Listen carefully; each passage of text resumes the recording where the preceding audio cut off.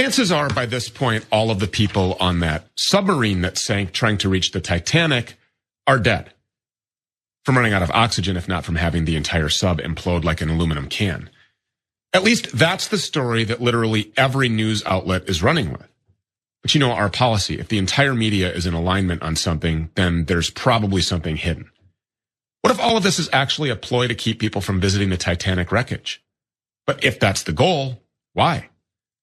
Maybe because if people explore the Titanic too much, they would discover that it wasn't an iceberg that sank the Titanic. There's a lot of alternative theories about how that sinking occurred. That it was intentionally sunk as part of an elaborate insurance scam, and even that it was sunk by a newly created Federal Reserve. Zach Voorhees is a reliable software engineer who turned whistleblower from inside of Google. He's been exploring all of them. Jesus Christ. Jesus Christ, man. Anti-vax conspiracy theorist podcaster Stu Peters. If you didn't know what that spinning SP in the corner stood for, Stu Peters came out with another hilarious theory about the Titanic submersible debacle. That it is attempting to prevent the public from knowing what actually happened to the Titanic. Now, this conspiracy is one that is a deep and continuous anti-Semitic rabbit hole concerning theories around the Titanic sinking. As many conspiracy theories are, it does end up being anti-Semitic. So we'll get into that a little bit. But first, let's talk about what Stu Peters tweeted for the upcoming episode of his show. The Titanic iceberg crash was as fake as the moon landing, and so is this submarine story. Which, if you didn't know, the moon landing is fake conspiracy theory. Is also an anti-Semitic conspiracy theory. But this was all in anticipation for his guest, Zach Voorhees, who is a QAnon conspiracy theorist, a source for James O'Keefe, and a conspiracy theory influencer, because that's a thing we're doing now, who was invited on to discuss the Titanic. Now, this anti-Semitic conspiracy theory is that the sinking of the Titanic was actually a Rothschild's plot, as indicated by the on-screen text you can see here. Missing submarine, Rothschild funded. Now, the basic premise of the theory is that the Titanic actually exploded in a plot to go through with the establishment of the Federal Reserve Bank. It's one of apparently QAnon's favorite conspiracy theories. This is a Washington Post headline. Fact-checking QAnon conspiracy theories. Did JP Morgan sink the Titanic? Unless JP Morgan is a humongous iceberg, then the answer to that question is obviously no. But Voorhees, the expert, the credible person, as Stu Peters described him, who came on to discuss this, mentions in a tweet after the submersible implosion. So we have these tweets from Voorhees. So I'm sorry, that's a hell of a way to start a sentence. So why would the Titanic be blown up? Well, it turns out the industrialists opposed to the creation of the Federal Reserve were on that ship.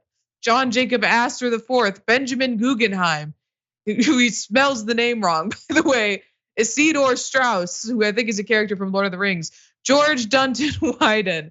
This is even mentioned in the movie Titanic. In one scene, there are a group of people arguing against the creation of the Federal Reserve. It's extremely short, a few seconds, but it's there. So apparently James Cameron is also in on this conspiracy theory. Now, Voorhees explains the Rothschilds' connection to the OceanGate sub on Stu Peters' show. Media Matters reported on it. Voorhees then connected the Rothschilds, a frequent target of anti-Semitic conspiracy theories, to his conspiracy theory by claiming that the OceanGate sub, quote, was being funded by the Rothschild dynasty, right? What they want to do is they want to prevent people from visiting this Titanic. Jessica, I mean, it's amazing because the movie Titanic starts with about 20 minutes of just footage of the actual wreckage of the Titanic. So the idea that they're trying to suppress the 5 billionaires who might see it with their own eyes when there's hours of footage. I mean, James Cameron saw the damn thing 33 times. Okay, yeah, it's ridiculous. The theory doesn't hold up. It's like, look what happened to these people in the sub. Don't try and go look at the Titanic because you're gonna end up like those guys.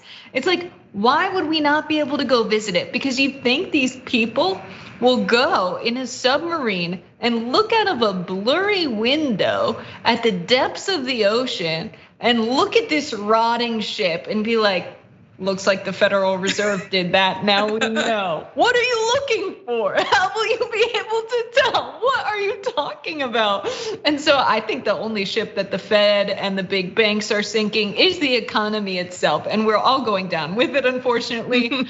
But you think the richest people in our society don't like the Federal Reserve and how it operates? The Federal Reserve has outsourced money creation to private banks, to rich people. They have given the keys to our economy to the richest people in our society, and they'll raise interest rates with the explicit purpose of making more people unemployed so that the job market is competitive and wages and benefits are low so rich people can profit more. You think rich people aren't boys with the guys who run the Federal Reserve? Because I'll tell you something, they are. That's how the system's designed. And I just wonder if these conspiracy theorists who are so good at making connections that aren't there and just making stuff up. Like, what if you put that creative energy into art? What kind of a society would we live in? A better one, hopefully. Right. I mean, I really think they're just trying to suppress us, the lay person with $250,000 lying around to throw at Ocean Gate from seeing the truth. But I guess we'll just have to wait and see how this one plays out. Who knows?